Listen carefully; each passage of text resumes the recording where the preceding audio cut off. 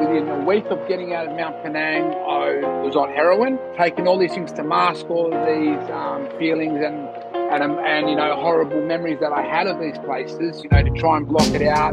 Next thing I knew, decades have gone by.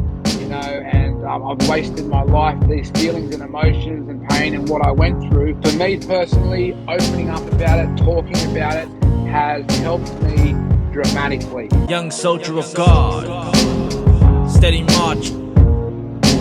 Yo, it's your boy Dave here, and this is the Fallon Show. Hope all is going well out there. God bless you all. How about you introduce yourself, my brother, and where you're from? My name's Wikse, Cesar Nino. I am from the eastern suburbs, from Bondi.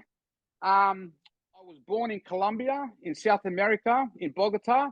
I was raised in an orphanage there. For reasons unknown to me, my mother left me at an orphanage when I was 4 or 5 days old. So I stayed in that orphanage. It was raised by nuns. It was run by nuns. So it was raised by nuns. So it was a very weird place in the 80s. So a white family from Australia came and adopted me. I was really sick as a child. I had a third world disease called Giardia. You get it through water. It's like barley belly, I guess. But as a child, having it and then having it for so long has given me lifelong problems with my stomach, like being sick, vomiting. I can't drink alcohol, stuff like that. So they adopted me, brought me back to Australia, raised me well. I have a 20-year-old son now myself who, thank the Lord, has not gone down the same path as me, but I have spent 17 years of his life in prison. All my visits with my son growing up have been in prison, So this is the brother Wikse. So like you just said, so he's originally from Colombia. He ended up moving to Sydney. He was adopted, like you just said, and brought to Sydney, brought to Australia. Man, it's good to have you on the show, brother. How's your day going anyway? Oh, it's going really good, brother. Really good. I was very excited to hear from you. I'm glad to. I've watched a lot of your podcasts, and I think you do a really good job getting it out there. Letting people know different countries, what's the go here in different countries, how does it work, kind of things like that. I think it's really a good thing what you're doing. Thank you, brother. No, I appreciate that, especially coming from you, brother. So we've got a mutual friend, another brother that's been on the show, Murchie. So he was the one that sort of made this introduction. So big shout out to the brother there. He spoke very highly of you, my brother Wikse. So it's awesome again to have you on the show. One thing I just want to touch down with Murchie is Murchie's a younger inmate to me. I think he's probably 15 years younger than me. And in jail, I had nothing but time for this guy. Like, he's doing so well outside now, working. He's about to have a baby. He's doing so well for himself that I speak to him daily, and I'm so happy and proud of him, of where he's at now, at the point of his life. Like, at his age, he's got his head screwed on, that he's going places. Yeah, no, that's beautiful, brother. And I mean, man, again, it's good to have you on the show, brother. Obviously, the brother here does have a reputation. On TikTok, go hit him up. It's Hispanic 210. So I'll leave the link to that in the description. So the brother here is, he's a known name over there in Sydney. So I'm sure that a lot of brothers and even a lot of sisters are going to watch this and be inspired by your story and what you have to say, brother. Like he just said in the beginning, he's been through a lot in life. He's been through the boys' homes. He's been to pretty much every jail that they have there in New South Wales, maximum security. And he's actually close with also another friend of the show, Russell Manser. So Russell Big Manser, shout out. yeah, Big shout out to Russell. I'll just touch briefly on that. 2016, they had a royal commission into institutional abuse in Australia. Russell, in the wake of that commission, started the Voice of a Survivor, a group that actually helps with the compensation process of, people who have been abused. He does a great job. He was a well-respected person in jail.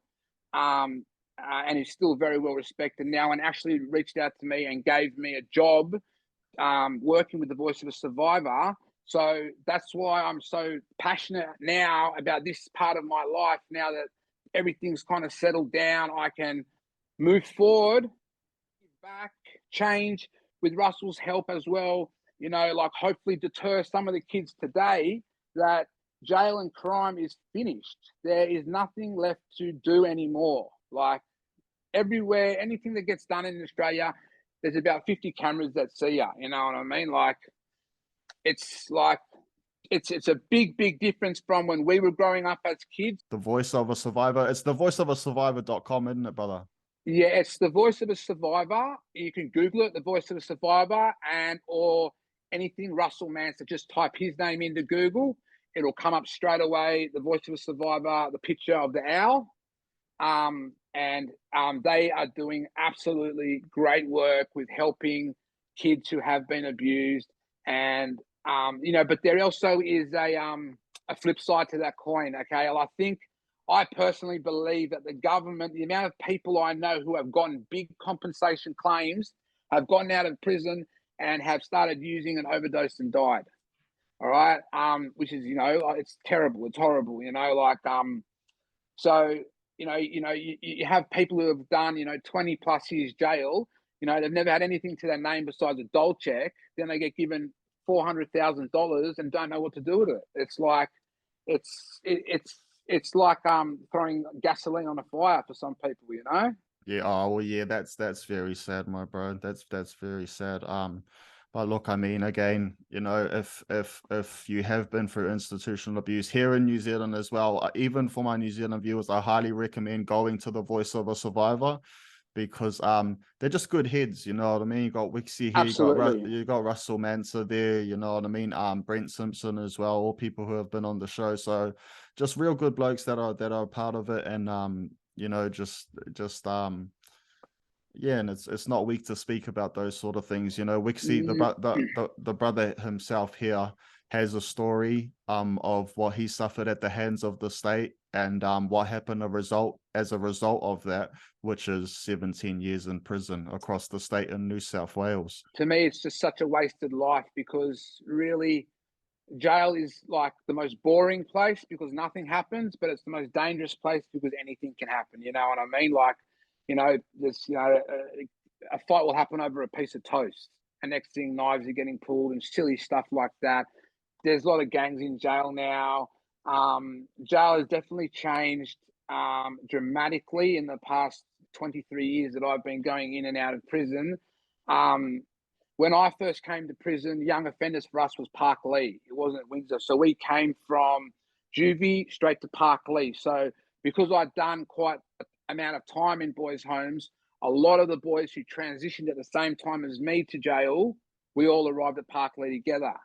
So, I already knew a lot of heads and this and that. But I think the difference was back then to now was like, back then I kind of like watched, who was who, obviously respected your elders, spoke politely, a please and a thank you go a long way, where today as, an 18-year-old will say to a 45-year-old, hey, got a pack of noodles or any, like rudely, got something, like not where a please and a thank you would be like, oh, what would you, what would you like, where older crims will always help out another crim who's come into a centre, hasn't got their property, they'll get them a telly, a jug, whatever they need. That kind of stuff isn't like the saddest part about the New South Wales prison system, which I'm sure it's Australian wide, maybe New Zealand as well. I don't know. I don't know how to put it, but sort of like if you are somebody who gets a lot of abuse, you can sort of float around the system in the main, charged with rape. You can come from protection back to the main. If you're getting a lot of abuse and you're supporting, a couple of heavy habits, you've got the past. You know what I mean? Where 23 years ago, mate, it would have been bang, bang, see you later on you, that's it. Where that has been the system has changed for the worst in every way.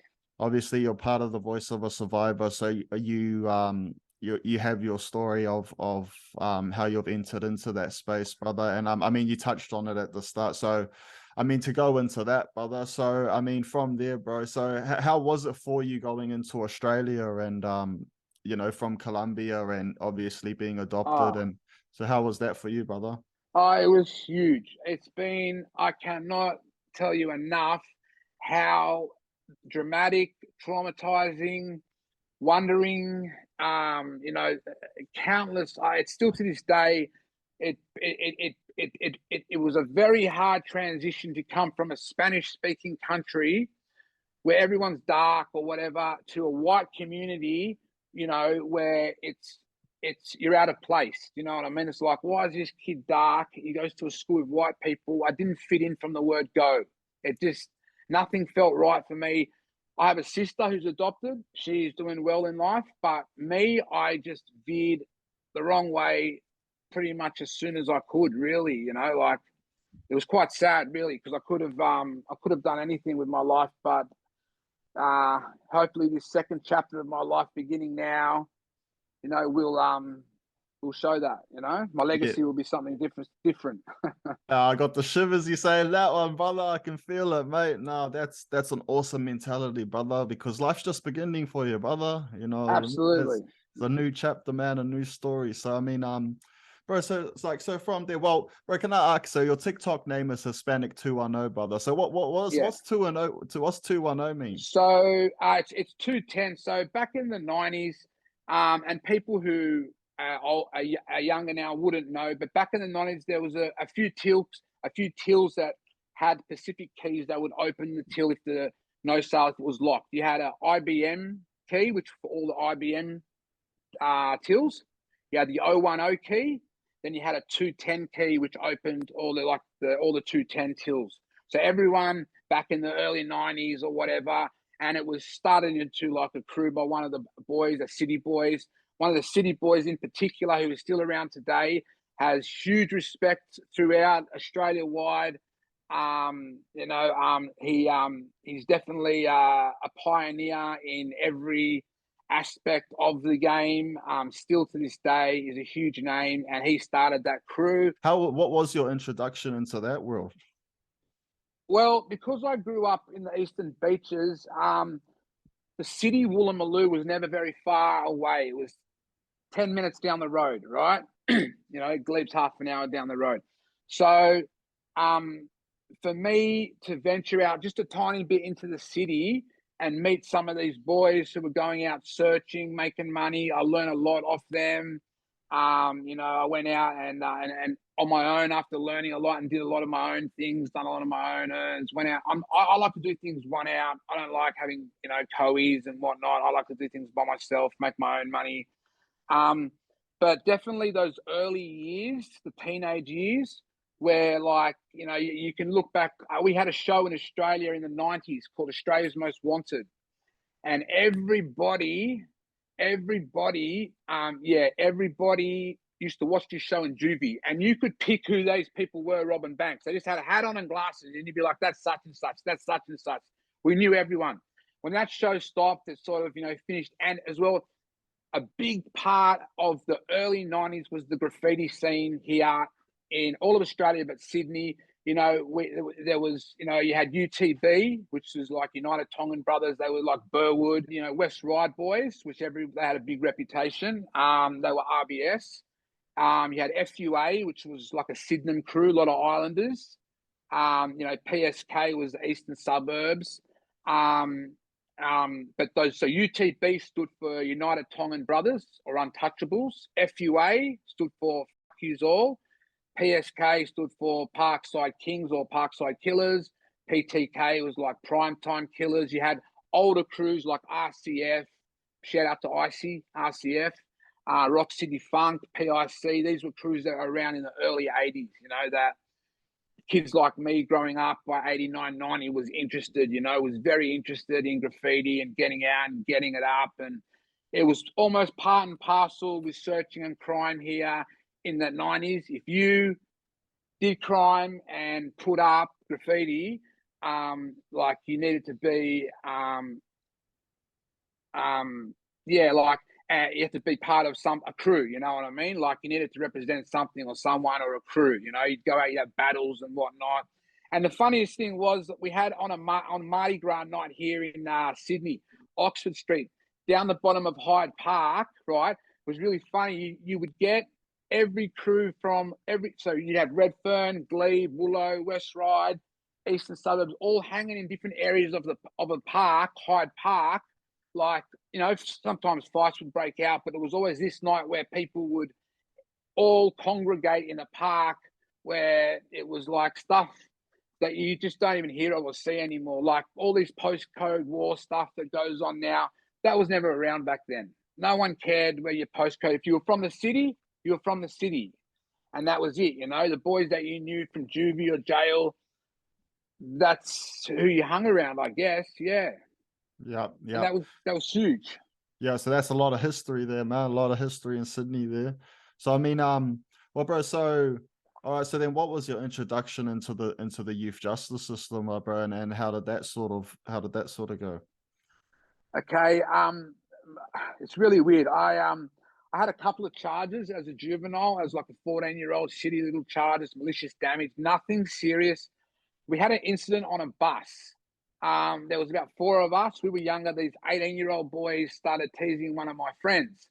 So he had a knife on him. I said, give me the knife. So I turned the knife around to the blunt edge. I went up behind him quietly. I put it to his throat on the bus. I would have been 15 or 14. The bus was full. The bus driver stopped the bus. I said, oh, you want me to cut your throat? You want to bag my mate? Blah, blah. You think we're fucking idiots? Blah, blah, blah. Anyway, we got off the bus. 6 weeks later, I'm under arrest out at Sutherland. I was searching, got arrested, and I got refused bail, and I got 12 months straight off the bat just for that assault. I stayed at Minda in Talbot for about, I think, roughly 4 months. Once I turned 16, you had to go to Mount Penang. So Mount Penang now is called Baxter, but Mount Penang was the Gosford Boys' homes that was opened in the 50s, 60s, 70s, 80s, where every old school criminal, like from Nettie Smith to whoever else is out there, who all went through these boys' homes, which was full of sexual predators who sought after these jobs to abuse younger boys, you know, and that's what it was. You know, it was a sadistic old place run with an old regiment where fights were fine. You know, you'd have an argument. The workers were fine, move the beds apart, square up, punch on. Once someone drops, it's over, shake hands, that's it. Where now I hear they have these things in juvie called conflict resolution. They've shut down all of those old centres that were breeding grounds for pedophiles. But now, you know, as we see coming out of a lot of the newest centres today, kids are still getting abused in these centres by women and men, you know. And I think it's a really, really big thing, because for the government to be paying out people compensation money for people who have now been charged with, you know, pedophile charges, raping young boys, you know, there's a lot of bashings that went on in juvie, you know. It was a dramatic place for that respect, that, you know, you could, like, by a 45-year-old man, imagine now a 45-year-old man holding down a 16-year-old kid who weighs 65 kilos. You know what I mean? It's quite an unbalanced situation. So Yeah. it was a very isolated place, Mount Penang. So really, it was a breeding ground for these predators. And one particular person who ran the place for, I think, a good 20 years has been charged with multiple sexual charges dating back to the 70s, 80s, and 90s. Then he left Mount Penang and got an order of Australia. What? Opened up a centre for homeless kids under 18. Was obviously abusing boys there as well. And then in the 2016 Royal Commission, this all came out, and he was charged with, historical sexual offences from the 70s, 80s, and 90s. Then it came out in all centres. There was people being named everywhere. Charges were being laid, you know, and then the government had to do something. They started the Royal Commission. Russell was brave enough, you know, to, put his hand up there and be like, you know, yes, this happened to me, and opened the door to a lot of us other inmates who, like, I just made it there to Mount Penang before it closed. Like, I was there in 96, 97. By 99, I think they shut Mount Penang down and built a whole new jail there for juvie called Baxter. The messed up thing is a lot of these abusers are in positions where they work with children and are looked at like they're doing these good things.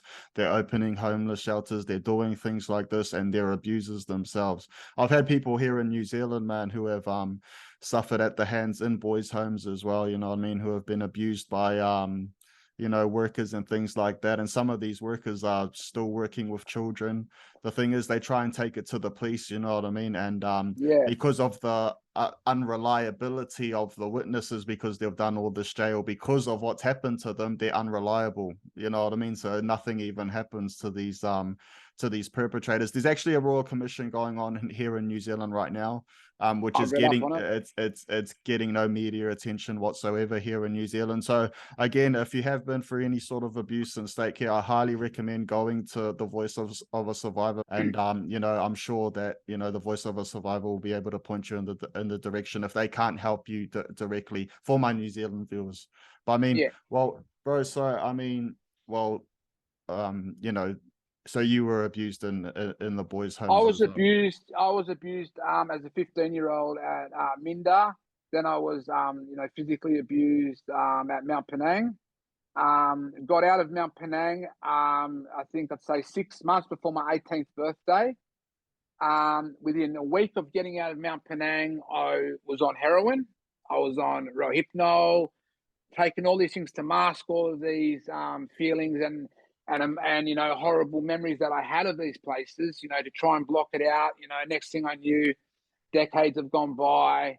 You know, and I've wasted my life just, you know, trying to mask and uh, hide these feelings and emotions and pain and what I went through. Where I say now that counseling and talking about it is huge. Like, for me personally, opening up about it, talking about it has helped me dramatically. Like, it has definitely changed my life, and I've had a new perspective on life after going through this process. It was huge. For there to be any sorts of healing, it has to be spoken on. Absolutely. And just one thing I'll just touch on quickly. If you were here in Australia and abused in a juvenile justice centre or church, docks, foster care, PCYC, wherever, and you have now been deported to Fiji, New Zealand, wherever, you can still lodge a claim here in Australia for that time you were abused and be paid in another country, because you have only been deported because of, you know, obviously, you know, '09 and all, you know, the airport thing that happened with the, you know, the big brawl there changed a lot of laws. 501s, a lot of them just started turning up, deportees, and a lot of them get stuck in Christmas Island or Villawood or, you know, these places for years trying to get back into Australia. And yeah, so it's, I think yeah, you're talking about it and whatnot is a big, for me personally, was huge. Changed my life for sure. Definitely. So Definitely. so I guess from there, brother, so you know, you've gone through those traumatic events, you've gone through abuse, you've gotten out, you're masking it now with heroin. So I mean, how did that culminate in the next years of your adult life, bro? Okay. I just got out. I've been out now. I got out on May the 5th this year. So I've only been out now nearly, oh, it's just over 6 months now that I've been out. Okay. So I stopped using heroin probably about 10 years ago. This sentence, I got 8 years. I got 3 years parole now outside.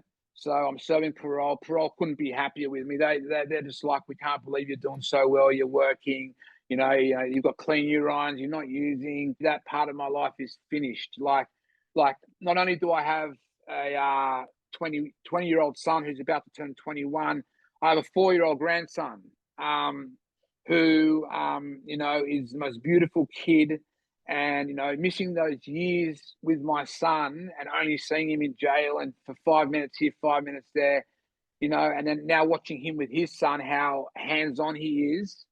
It's a very depressing, it's a very sad place that, you know, that I go to a lot, you know, reflecting on that what I have like lost and what I have missed out on not being there for my son, you know? How were those initial years, man, after the abuse and you know, getting out? Was it just jail, you know, jail and Look, it was, I'd say for a good 6 years, I had nightmares that were dramatic nightmares where I'd wake up in sweats, you know, where they were horrible, horrible times, you know, and but jail was so different back then that there was still like, you know, boys being raped in jail in the 90s. I don't know what goes on today. I'd say I don't know.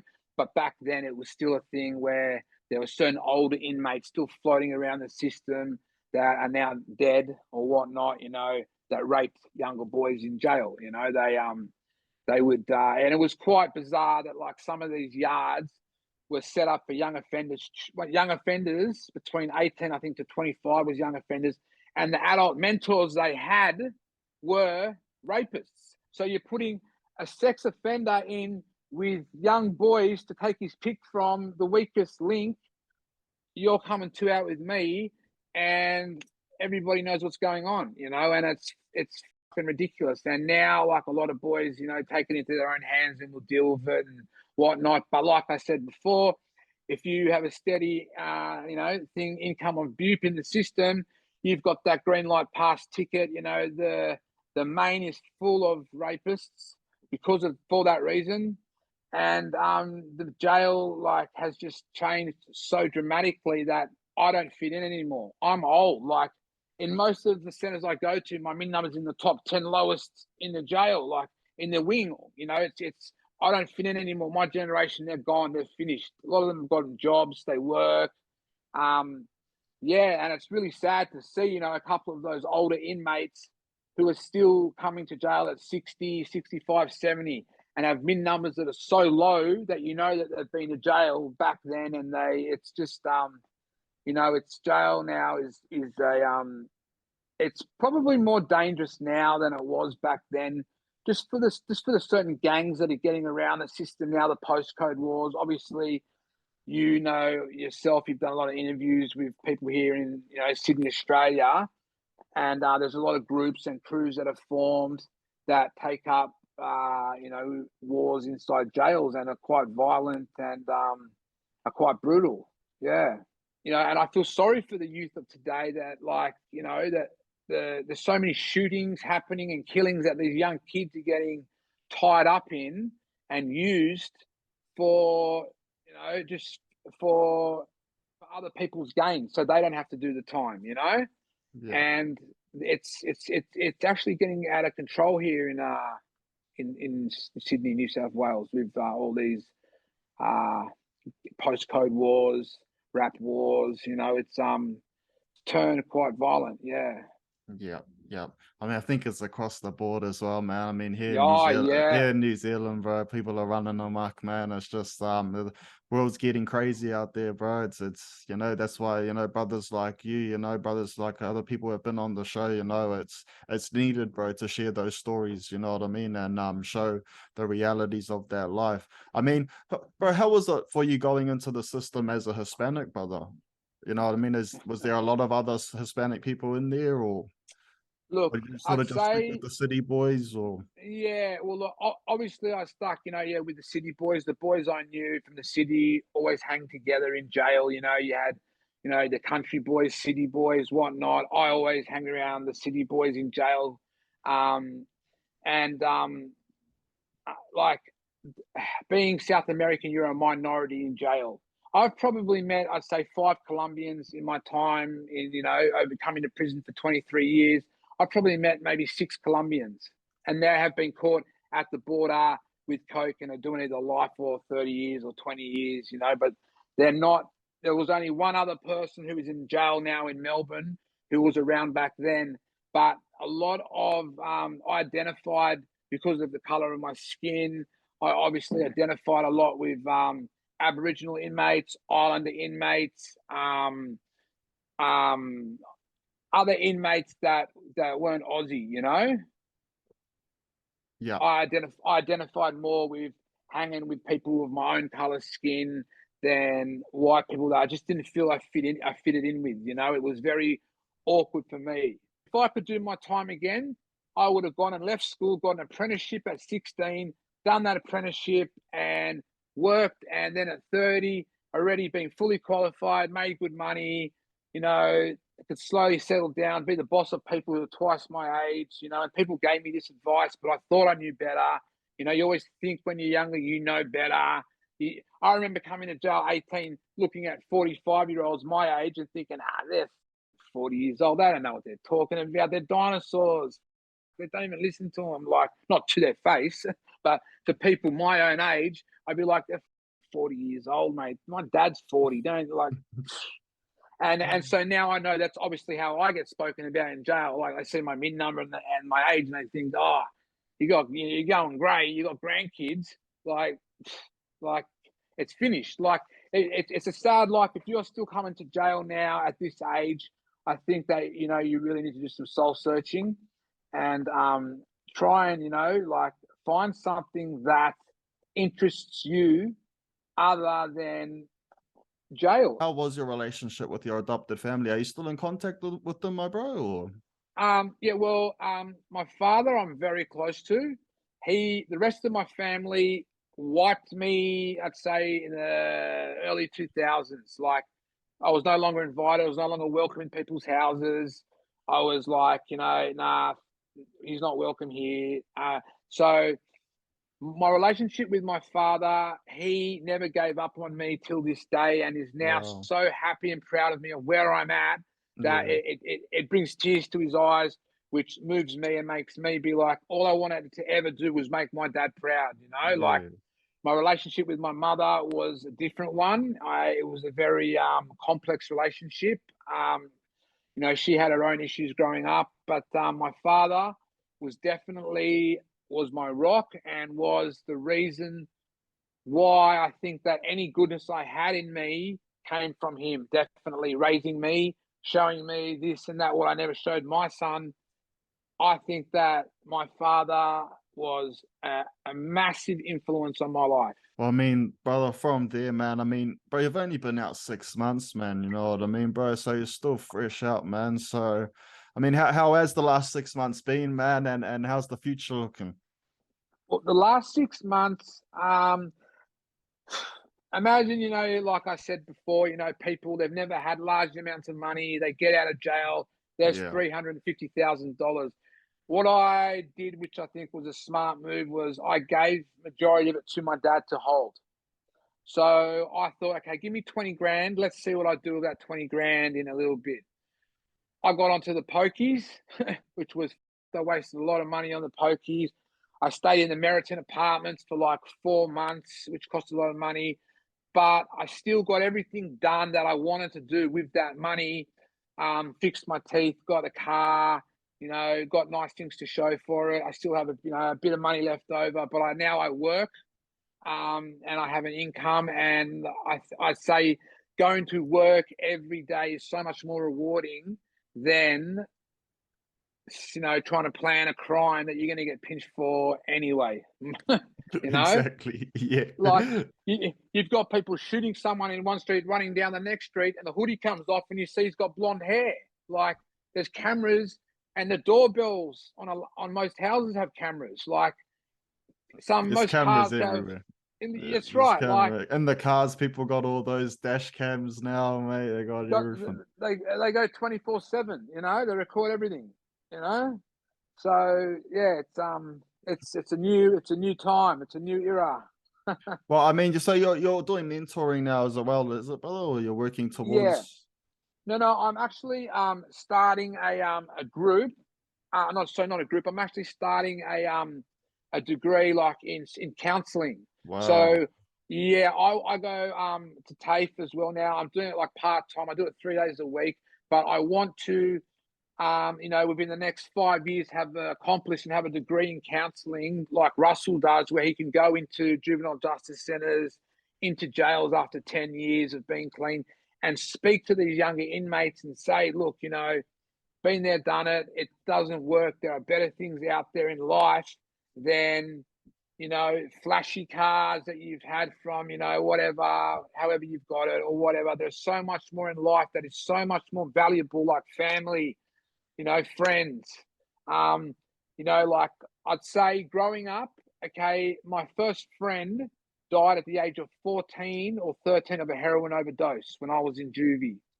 So the amount of friends that I've grown up with, say 20 of us, there's probably 3 of us left out of that group that aren't dead from heroin overdoses. Or another Colombian guy from Woolloomooloo who was a very good friend of mine, whose family actually helped my family get in touch with Colombia. His name was Edison. He was from Woolloomooloo. He was not a Krim, but he grew up in that area. He was in a hottie with another guy, got pulled over. The coppers pulled their guns, get out of the car. He went to take off his seatbelt. They thought he was going for a gun and shot him twice in the neck, in the face, and died instantly. From there, man, we're sort of coming towards the end here, my bro. So, I mean, brother, what do you have any messages that you want to put out there, brother? I mean, obviously, a lot of people are going to watch this, man. So, I mean, a lot of people are going to be inspired by what you have to say and things, brother. So, I mean, do you have any messages that you want to put out there, brother? I just like to, let people know, and especially being on all these social media sites, a lot of people like to point the blame at parents, and they say, why didn't you lock his mobile phone? Why didn't you restrict it to this, to that? Like, what, you don't think that kid goes to school and has a friend whose phone he can get on and go onto it? These changes need to start happening at the age of 10, 11, 12, before they enter the boys' homes. Because once they enter the boys' homes, it's going to be a very tricky situation to not go to jail and not go down that path of life. And these boys don't know the jail that used to be, that we used to have, and think this is jail when it's not. It's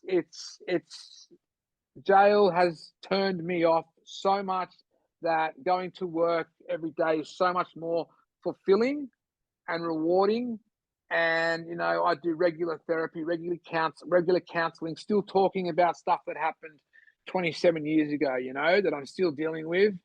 And but just to shout out to Russell Mansa and the Voice of a Survivor and the whole team there that work there. They're doing absolutely wonderful things, and they're helping our boys who need help. And I would say if you've been deported and you did your time here in juvie or were abused, you can still search Voice of a Survivor at Russell Mansa and get your claim started from overseas or from wherever you are now. I think the more you keep it bottled up and the more you don't talk about it, the more it eats you up inside and the more it destroys you.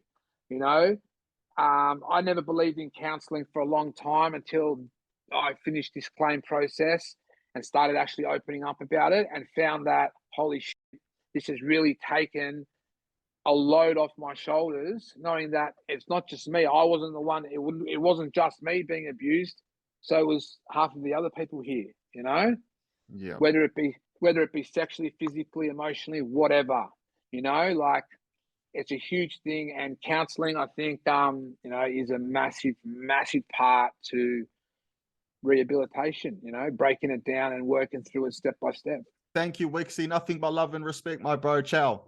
Likewise to you too. Much respect, and thank you very much for having me on your show. Cheers, brother. See you later, my brother.